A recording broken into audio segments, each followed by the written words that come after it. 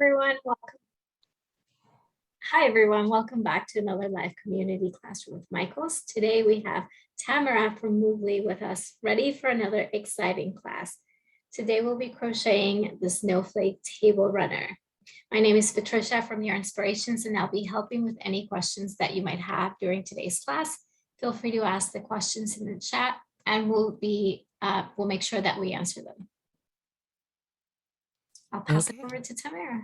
All right, thank you so much.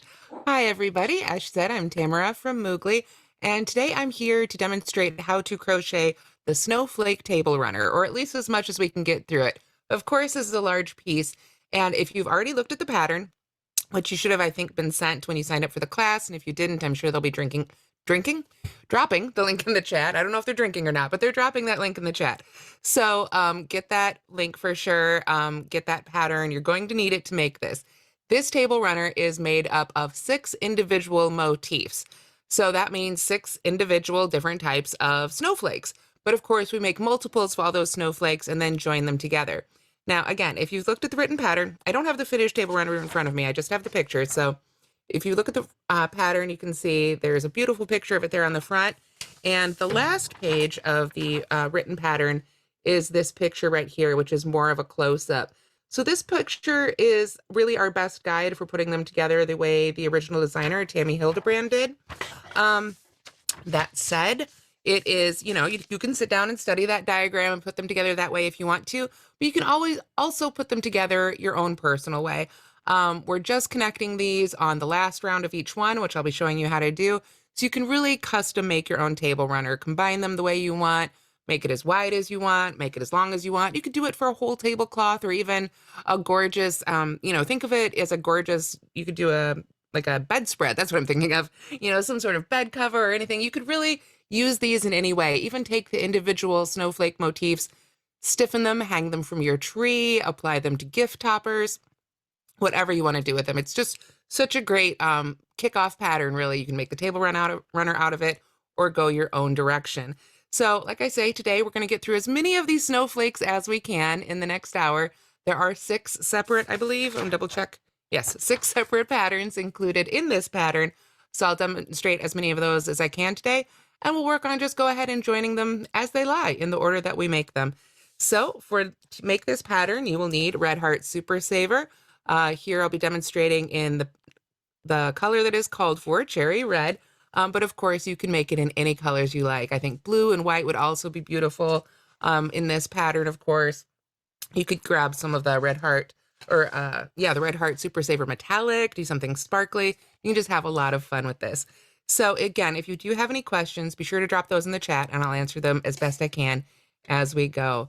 But for now, we'll go ahead and pull in our slightly squeaky hand camera here and we'll get started crocheting Snowflake Number One.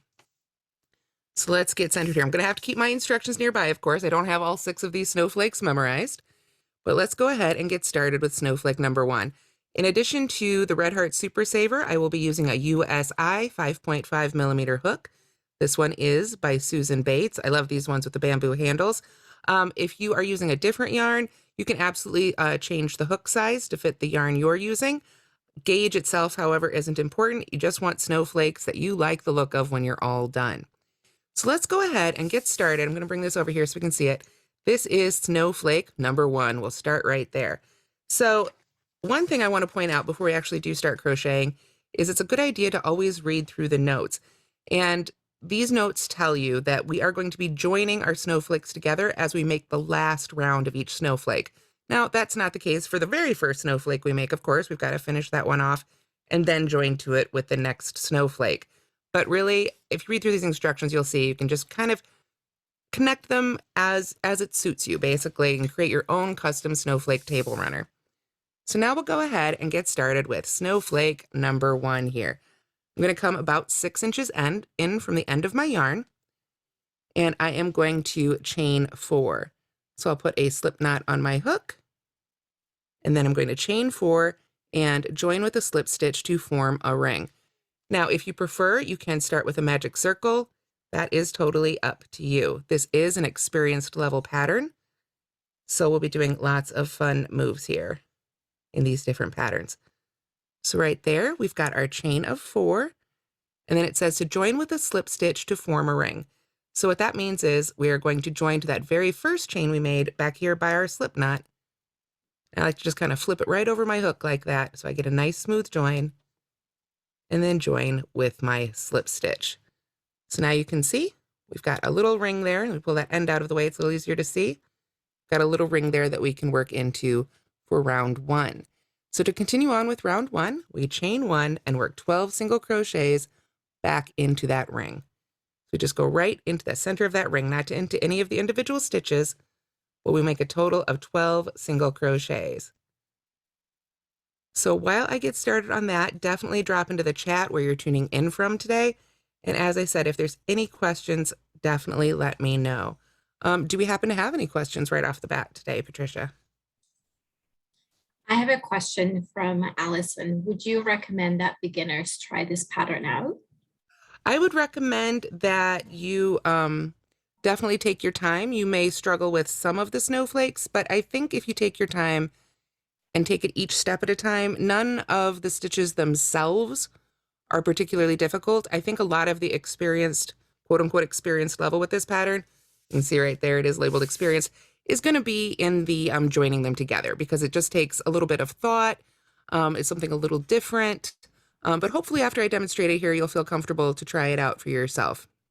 I guess I just really kind of want to point out here that it is listed as experience, so I'm not necessarily teaching how to slip stitch and single crochet today. So be aware of that. But other than that, I think the stitches themselves, I haven't, in my read through, I didn't come across anything that would be terribly difficult in and of itself. It's just lots of them, and then it's the joining together. But hopefully we can see how easy that is.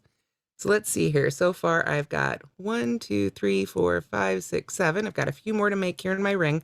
And as you can see, these are going to be pretty squished. So we're kind of have to squish them together and make some more space if you need to get those 12 in there.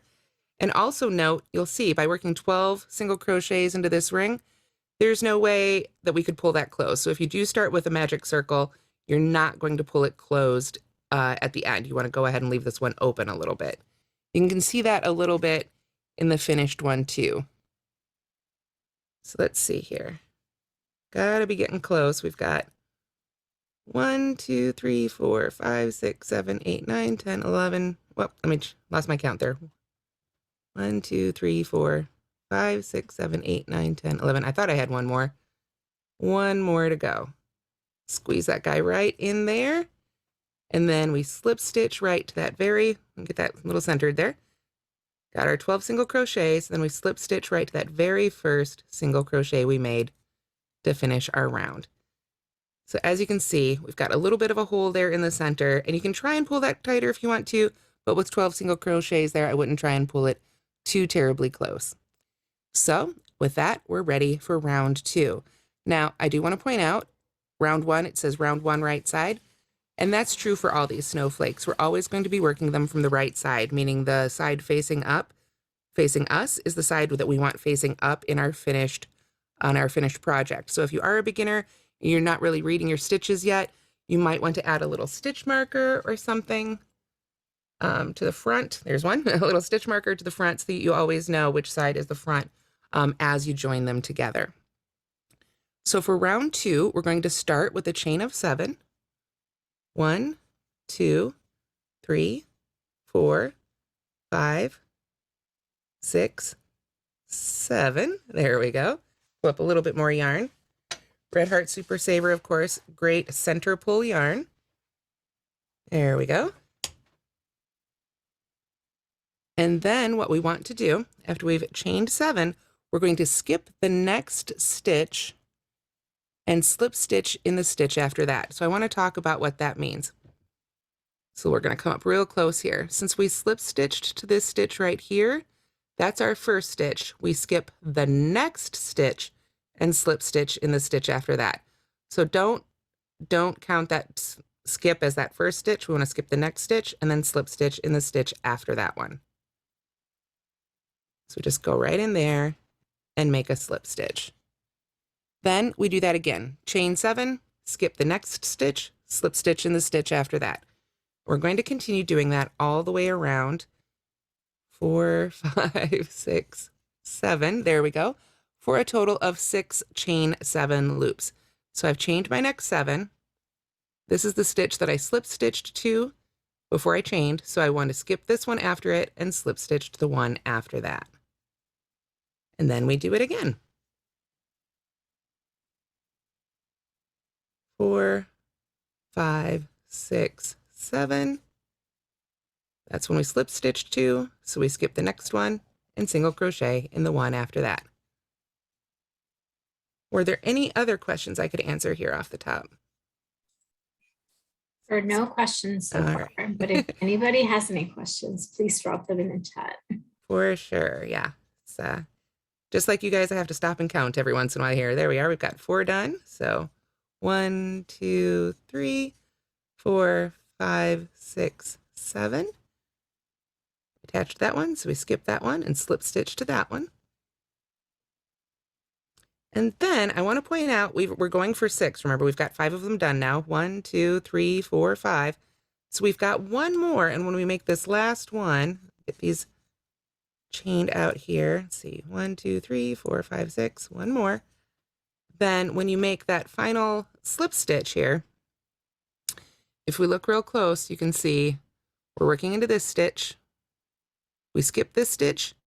This is that slip stitch that we did for the join, and that is the right spot. We want to go ahead and connect this last one right in there. Now it says to slip stitch in the same space as the beginning chain 7, so we don't have to worry about necessarily getting back in there. We can just kind of push our hook right in there wherever it makes it feel good, or you can go right in to that chain 7, and that's going to be a little bit easier if we just, rather than slip stitching down in there, we go ahead and just go right into that chain 7 space. And that'll make more sense here in a minute. But everybody likes to do it their own way. So if you feel better putting it down in that space and you like the look of it better, you can absolutely do it that way as well. Now what we're going to be doing is a whole bunch of slip stitching into these individual chains right here. So we're already in that chain 7 space. So now we need to kind of peel our hook back a little bit so we can find each one of those 7 chains, and those are what we're going to be slip stitching into. Now, slip stitching into a chain is difficult to say, but also occasionally difficult to do. So I want you to work into the part of the chain that feels comfortable for you, whether that's the back loop only, under the top 2 loops, or under the back hump. Whatever makes sense for you is fine. The main thing is to be consistent. So however you work into those first 3, it needs to be however you work into the remainder of them for the rest of the pattern. So if you've got a favorite way of working into slip stitches, then you can do it your way. Again, just make sure that whatever way you pick, you keep doing it as you go throughout the pattern. So now what we need to do is find that very first slip stitch right there. And I think I want to go under just the back loop because it's going to be a little bit easier for me.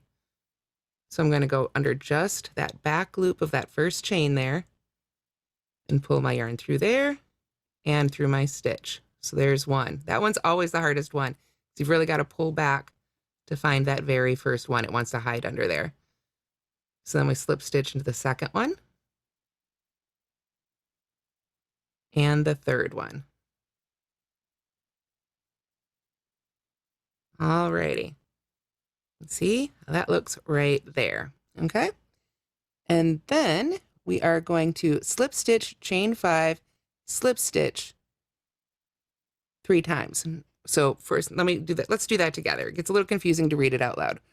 This is the part, if you're following along with the written instructions, that comes right after the asterisk, and the first parentheses says slip stitch. So we do that in the next stitch right here, right in that next chain. And then in brackets, it says chain 5 and slip stitch 3 times, all in that same chain. So that sounds like it's going to be a great big picot, like we see, sort of that triple picot here on the point of the pattern. That's what we're making right now. So we chain 5, 1, 2, 3, 4, 5, and then slip stitch right back in that same stitch. So there's 1, 1, 2, pull up a little bit more yarn here, 3, 4, 5, and then we slip stitch right back in that same stitch. And now we need one more. 1, 2, 3, 4, 5, and slip stitch in that same chain one last time. There we are. So if I pull my hook up out of the way here, get that a little straightened out, we can see we've made one of those little triple picots right there, right at the top of that chain. So get my loop back on my hook here. And if we go back to our instructions, then what we need to do is slip stitch in the next 6 chains. So that means the 3 remaining here and the first 3 here. Then we do another one of those 3 picots, just like we've been doing. So let's go ahead and do those together. We find the next chain, slip stitch right in there. So there's 1, 2, and the third one should be right there before that slip stitch. So just kind of really pull your work apart and follow that line of V's there. There's our third one. So the fourth one will be after the slip stitch on the other section of chains there. So again, there for 1, well, that'd be 4 actually. And then we want to make sure not to twist our chain. However you're going into it, make sure you're staying consistent. There's a 5, and there's 6. So that brings us right back up to the center of that one right there. You can see how we're getting some really nice thick lines here on our snowflake. Now, I remember I told you to stay consistent, but I do want to do it on a different one here just because I'm demoing so you can see how different it looks. This was one worked in the back loop only. For the sake of demonstration, now I'm going to do it a little differently. Let's start working in the next one under the top 2 loops so you can see the difference and you can decide how you'd like to do it on your own projects. So I'm going to go under the top 2 loops of the next one for my slip stitch, and then we're going to do that triple picot again. We chain 5, 1, 2, 3, 4, 5, and slip stitch back into the same stitch, still going under both those loops now since that's how we started. There we are. So there's our first one. 1, 2, 3, 4, 5. Go back in that same stitch for a slip stitch. There's our second one. There we are. And then 1, 2, 3, 4, 5. And one last time back into that same stitch. There we are. And then, of course, we have another 6 slip stitches after that. But if I pull my hook up out of the way a little bit here for this one, you can see, even though I haven't come back down the other side, that does have a tighter look. So you can also decide what kind of look you're looking for in your finished snowflakes to help you determine how you'd like to work into those slip stitches. So let's do the next 6 slip stitches together here. I really just pull my work apart and count back if I have to. 1, 2, 3. So there's our next one right there. We slip stitch right into those. And you'll notice I've gone back to slip stitching through the back loop. Like I say, be consistent, but when you do that end, you can mix it up because it is going to be a special spot in the pattern, if you will. So there you can see slip stitches through the back loop only, but I worked those picots under those top 2 loops. So it just gives a little bit closer look right there. I hook back in there and pull up some more yarn. Did we have any questions yet on this one? No questions yet. Okay, great. But again, if you have any questions, drop them in the chat box. All right, I just want to make sure. Sometimes I see little things fly by and I can't read them, so I just want to make sure I'm not missing anything.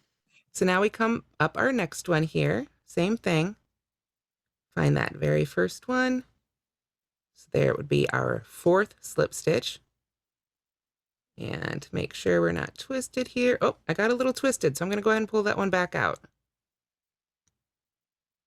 It helps to just take your time and really make sure you're working into the correct part of each of those stitches, whatever part you've determined you'd like to work into. So there's 1, or again, I should say rather 4, and 5, and 6, And now we're back up at that top and it's time for another triple picot. So again, for the sake of demonstration, let's go ahead and flip it over and put it in that back hump, the one underneath those top 2 loops on the back of the chain, and see how that looks so we can compare and see which way you might want to do it in your own finished project. I'm going to go ahead and join with a slip stitch. I'll do my chain 5 here. 1, 2, 3, 4, 5. And then I'm going to slip stitch right back into that back hump again. There's our first one. 1, 2, 3, 4, 5. Here's our second one. 1, 2, 3, 4, 5. And back in for our third one. Now I'm going to go ahead and put my slip stitches in these 3 here so we can get a really good comparison of how each of those techniques of working into different parts of the chain affected the look. And then you can decide what parts of the chain you want to work into when you make those picots for all your snowflakes, because those picots, if you look at them, are pretty consistent theme through most of these snowflake designs. So there we go. Okay, now we've got 3 of them to compare here, sort of straighten them out. This one was worked into the back loop only of the chain. This one was worked under the top 2 loops of the chain. And this one was worked into the back hump of the chain. So this one's a little bit more open. This one's a little bit more closed. And I'd say this one is the most closed of all. So depending on how lacy you want your snowflakes to be, you can absolutely pick the method of making those that suits you best. So to continue this snowflake, we simply continue around doing the same thing in those other 3 loops. And again, if this was, going to be a real finished table runner, I would want to make sure that I was making those picots in that same stitch for all of them. But that is the basic idea for snowflake number 1. Now, have we finished it? Absolutely not. I need to go around all 3 of those to finish it.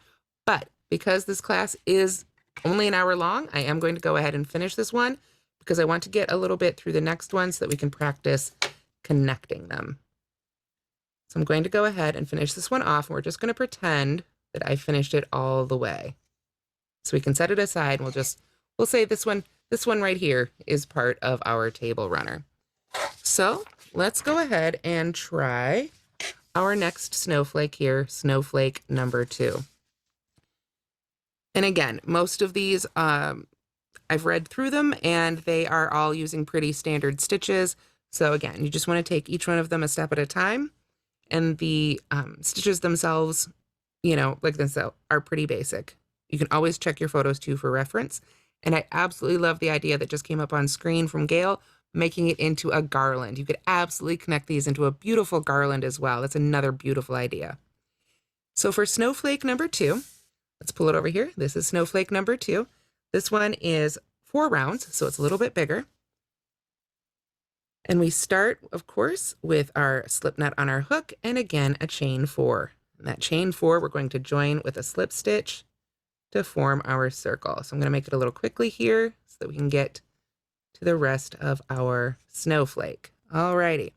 So now what we're going to do is chain 4, which is going to count as a double crochet and a chain 1. So if you have one, I recommend you grab a stitch marker, chain 4, and then what I want you to do, if you can here, is mark that third of the 4 chains you made. The third one, there's the 4th one on top, but that third one, this way we have it marked. It's the top of our double crochet, and we know that's a double crochet and a chain 1.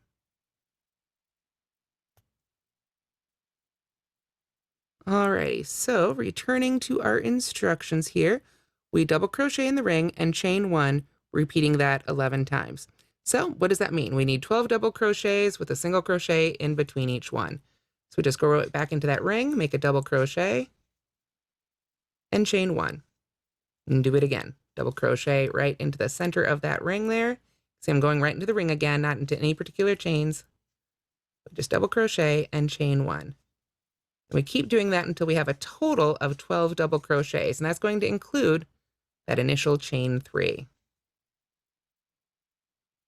So let's see. Once again, I need to pull up some more yarn. I like to pull out a bit at a time so that I don't have too much tension, but I also don't want to pull out so much, of course, that it sits here and tangles up on me on the table. So if you get a chance to try the Red Heart Super Saver Ogos, those are a lot of fun too. And those flow even more beautifully than the center pull skein. So let's see, now that I've been chatting, I've lost a little bit of my count here. So where did I put the marker? I put the stitch marker right in that third chain. Let me bring it real close here so we can see.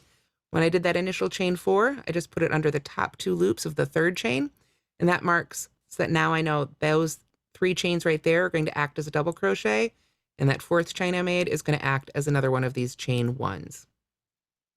So now I have 1, 2, 3, 4, 5, 6, 7, 8, 9 double crochets.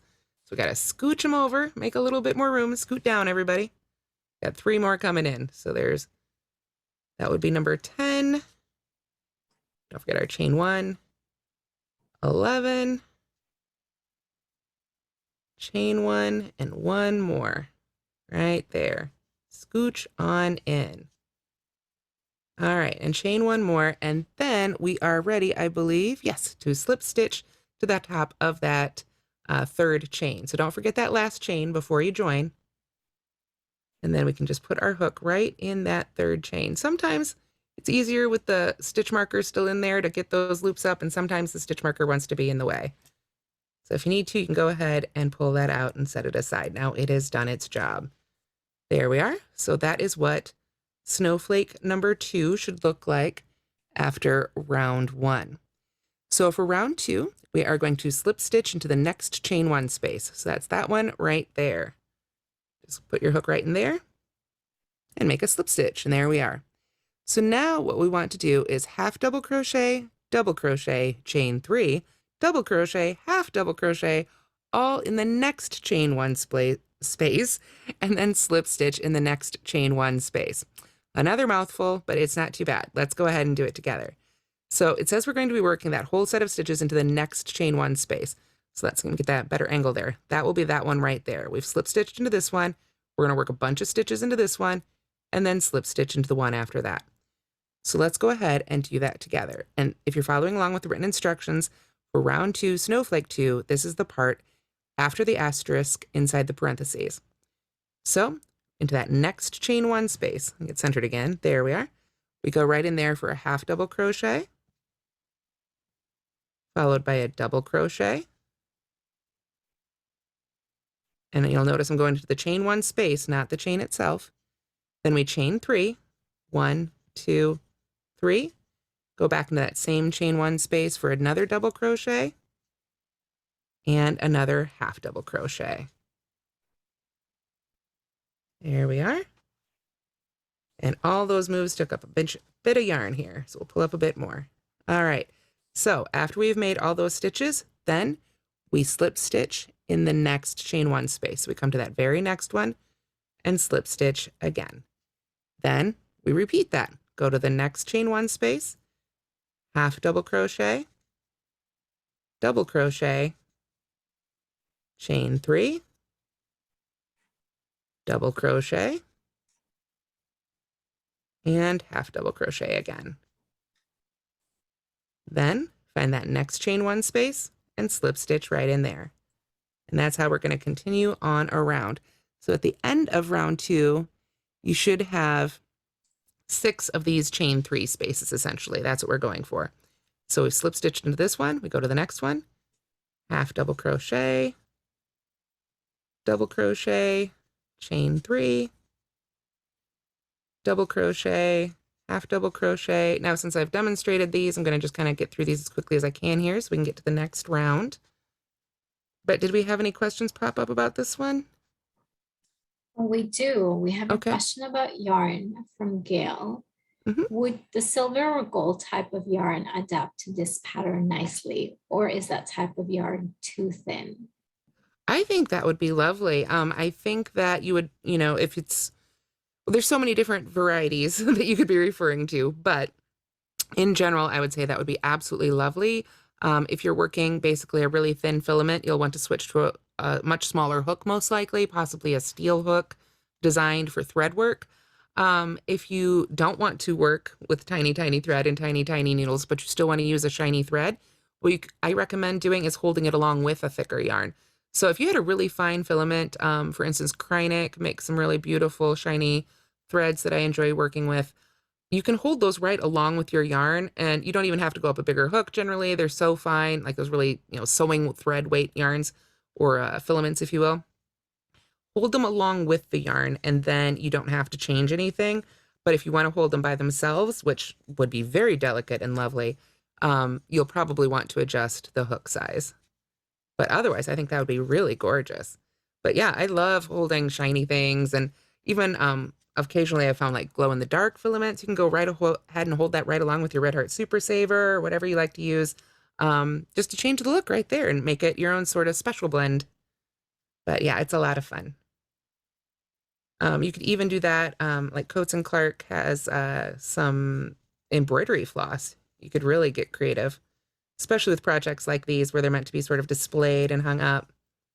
You can do all sorts of really fun things. Absolutely. You could even break out some Aunt Lydia's crochet thread and make these into some really gorgeous earrings. Just put them right on your earring hooks or put a little earring back right through it. You could have, custom earrings for the whole season. So here we are. We've worked around for round 2. We've got our 6 chain 3 spaces. So what we do is we slip stitch in the same chain 1 space as the beginning slip stitch. So we kind of find that space right there and go right in there for that final slip stitch. There we are. Alrighty, so now we are ready for round 3. We slip stitch in each stitch to the next chain 3 space. So looking at our work, this is the next chain 3 space we come to, so we just want to slip stitch right along until we get up in there. So I'm just going to slip stitch right into that half double crochet, and then slip stitch into that next double crochet, and then slip stitch right on into that chain 3 space. So now we're where we need to be. So now we're going to chain 3, which will count as our first double crochet. So 1, 2, 3. Pull up a little bit more yarn here while I read my instructions. And then we are going to double crochet, chain 9, 2 double crochets all in the same space. Lots of moves here. So yarn over, double crochet right back into that same chain 3 space right there. And then chain 9, 1, 2, 3, 4, 5, 6, 7, 8, 9. And then we come back and work 2 double crochets in that same chain space. So 1 and 2. So like I say, not too difficult stitches, just used maybe in different ways than you're used to. So from here, we are going to, let me just double check my instructions. Yes, chain 3, 1, 2, 3. And then to make the rest of these match this first one, we're going to work 2 double crochets, chain 9, 2 double crochets into that chain 3 space. So let's do this next one together. We're right in there, double crochet again, chain 9, 1, 2, pull up some more yarn because it's a bunch of chains. There we are. 3, 4, 5, 6, 7, 8, 9. You may notice I always sort of choke up on my chains, or I try to when I'm making them. Trying to just make them a little bit more even. Just a little random tip I'll throw in there. Then we come right back to that same chain 3 space and make those final 2 double crochets. And then of course we chain 3 again, which gives us our little road path over to the next one. So I did see a question pop up, but I didn't get a chance to see what it said. It's from Kelly. Kelly's asking, any reason why you're doing half double crochet in round 2 and not chain 2? In round 2, not chain 2. Like before, okay, did I do something wrong? Did I misread the instructions, or I'm just going to double check why we did a half double crochet instead of chaining 2 before the double crochet? I'm not sure if that's the one you're referring to in round 2. the half double crochets on either side of these double crochets. Whoops. That's just to give us a nice solid stitch there. I'm sorry, I need a little bit more information if possible on that one. Yeah, Kelly, if you want to post a bit more information, Yeah, we'll make sure. sorry. I want to answer your Tamara. question. I'm just not sure how you mean. I mean, again, I should point out, Tammy Hildebrand designed this, not me, so I can guess at her motivations, but as a designer, but ultimately they are her own. 1, 2, 3, 4, 5, 6, 7, 8, 9. Okay. And sometimes with these things, it's just a design choice. You try it a couple different ways and you say, you know what, I like this look, so that's what I'm going to write down. That said, of course, if you wanted to mix it up and do a chain 2 instead of a half double crochet, double crochet, double crochet, I guess I'd be back down here. Do a chain 2, double crochet, do your chain 3, double crochet, chain 2, and then slip stitch. You could absolutely do it that way. It would create a lacier look. It would just be a slightly different pattern, but it's your own snowflake. You make it however you like it to be. Okay, Kelly just wrote, so sorry, just wondering, as it goes right into half double crochet from slip stitch rather than chain 2 to build up to the double crochet. Again, I think it's probably just she liked the look of it better. I think that's ultimately what it comes down to. If you want to try doing the chaining first and see if you like that look better, it's totally up to you. Genuinely, I guess just probably she liked the way it looked. So here we are. We're most of the way around. You can see this guy's getting pretty darn big. I have to hold him down here by the table so we can see the whole thing. But I want to kind of speed through these a little bit so we can get to that next round.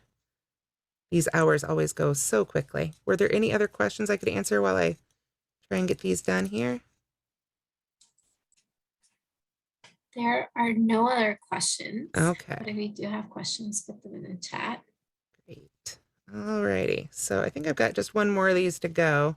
Because then I'm kind of whipping through these, but the time does fly by. And with so many motifs today, I want to get as far as we can here. So right now I'm working on round 3, actually finishing up round 3 of our Snowflake Number 2. So round 4 would be where we, 2, 3, sorry, I had to get those chains done. Round 4 is where we are going to be joining it up to that very first one we made. And again, if you wanted to follow along with the picture at the back of the pattern, you can sit there and figure it out if you'd like exactly, you know, which one of these snowflakes each of these was and exactly where they're hooked together, or you can make it your own. So here we are almost at the end of round 2. So to finish this off, I'm going to need a chain 3. 1, 2, 3. So I can get that last bridge over to our other section here. And then if we come to our instructions, it has a slip stitch in the top of the beginning chain 3. So that very first chain 3 we did that counted as our first half double crochet, we go ahead and slip stitch in there. And I suspect now that I do that, I think I understand your question better, Kelly. Why didn't we chain 2 for that first half double crochet rather than just half double crocheting right into that space? And I believe I can answer that question now, because when we slip stitch here, we want to create that sort of arc for that second row. Whereas here, when we chained up 3 for that ladder, you can see how these are standing up and away from our work.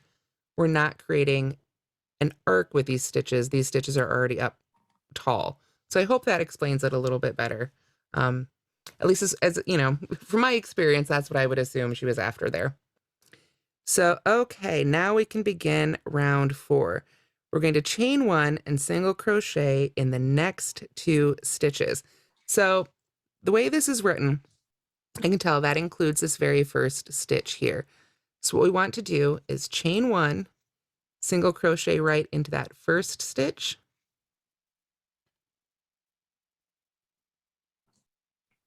There we go. And then into the second one. All right, so we have 2 single crochets right there in those very first 2 double crochets we made. Remember the ones that chain 3, And the next one is that double crochet. Then what it says to do is single crochet in the next 2 chains. So let's go ahead and work under the top 2 loops for this one. We've got 1 and 2. Just take your time. Make sure you're not twisting those chains as you work into them. There's 2. Alrighty, then we come back to our instructions, and then inside the parentheses, it says to single crochet, triple picot, single crochet, all in the next chain. So let's do that together. We've got the next chain right there.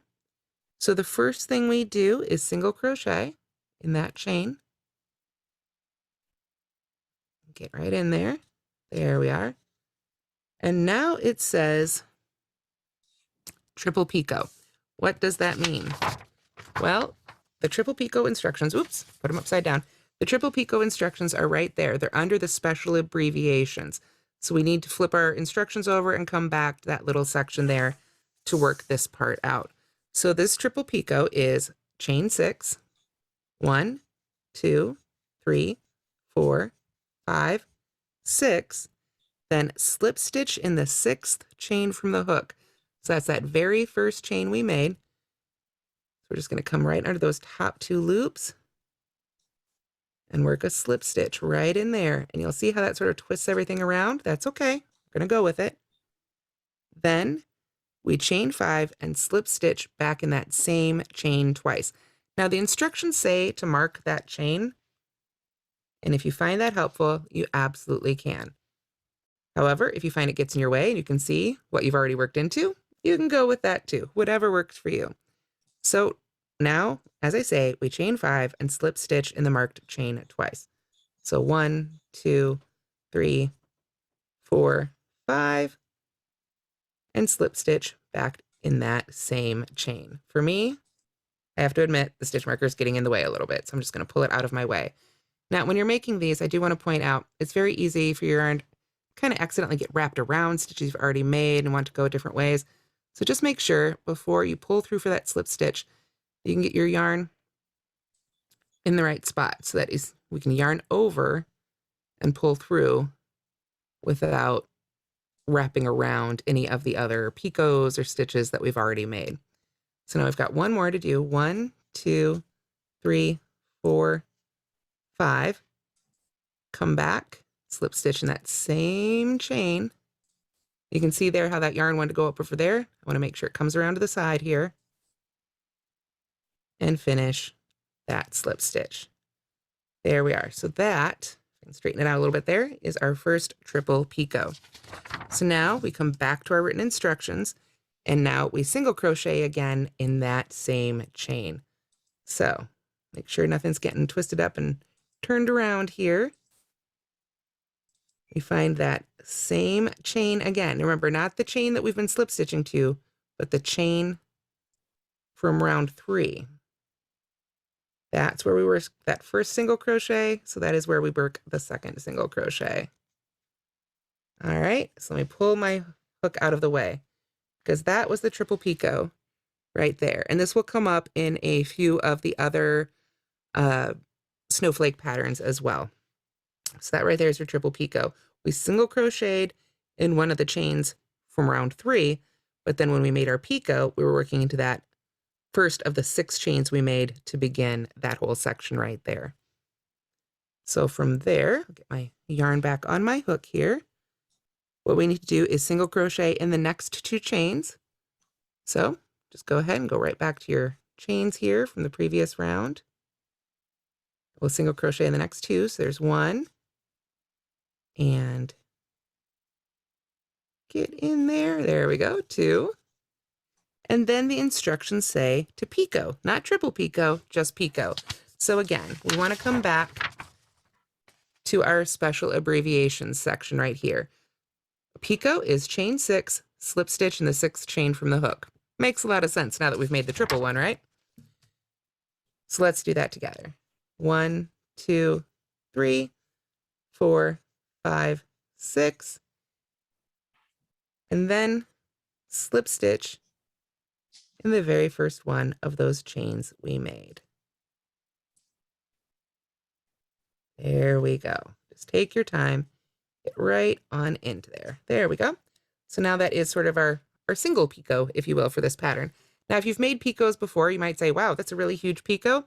Picot is kind of like the word cluster when it comes to crochet. You always have to go to the special stitches and read what they mean by that, because it's kind of a generic term that can mean a whole classification of different stitches. So it's always a good idea to double check your special stitches for that pattern. So now what we do is single crochet in the next 2 chains. So find the next 2 chains here. 1. And you know what? I realized I screwed up. I apologize, folks. I just realized what I did. I thought that was looking a little funny. We did the right moves here, but we did them in the wrong spot. I switched these two. This should have been a single picot, and this would have been our triple picot. I apologize that I flipped those around. Sometimes when we're reading through these instructions, it gets a little confusing. That's why it's always a good idea to check against your picture. And that's when I realized this was looking a little funny. So for the sake of time, we're going to keep going, but that would have been a single picot, then the triple picot, and then another single picot after that one. Again, you've seen me do them, so at least you've seen them done, but I apologize that I did those in the wrong order. So let me see where I'm at here. I'm just going to pull that stitch right back out so I can figure out my place. And I always say one of my favorite things about crochet is how easy it is to undo it when you make a mistake, because I know I make mistakes all the time. So we've got our single crochets here again. And let's go ahead and do one more of those single picots. 1, 2, 3. Oh, but wait. We have to join to the next snowflakes, don't we? So let's stop right there. We've done our 3 chains to begin our picot. Remember, our picot has 6 chains total.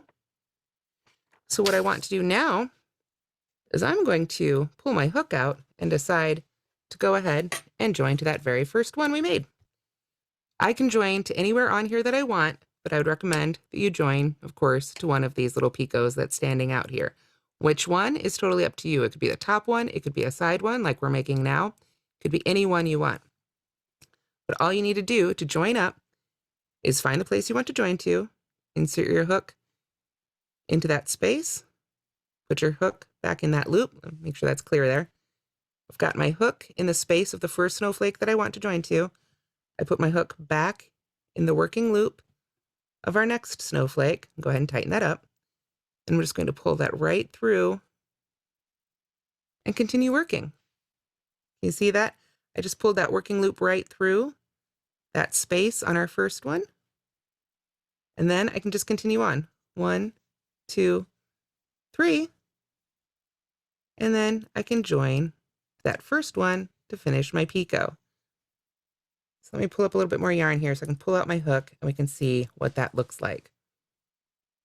Because that really is all there is to joining these together as you go. Decide where you want to join them, sort of lay them out flat so you can come up with your design as you go.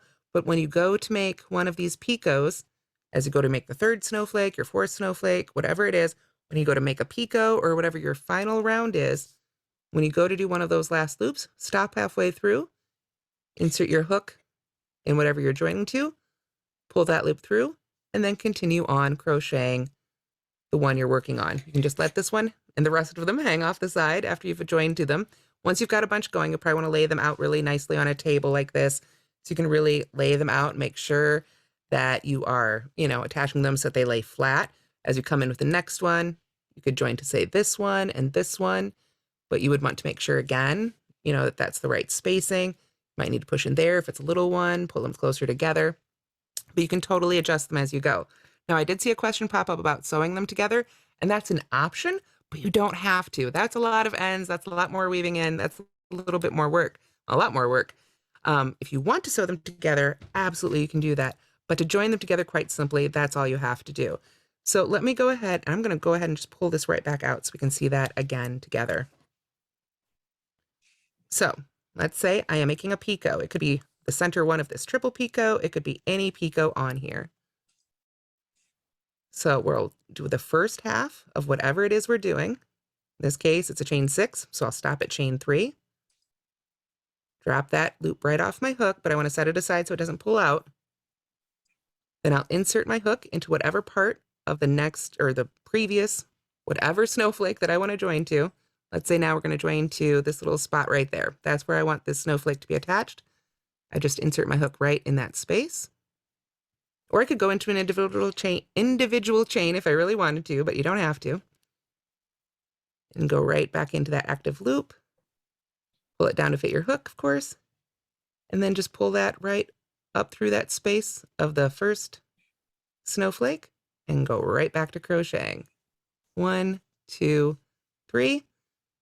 Go ahead and just kind of drop that off to the side, out of the way, and go right back to crocheting your pattern. So I knew we weren't going to have time to get through all 6, but this hour really has been flying by.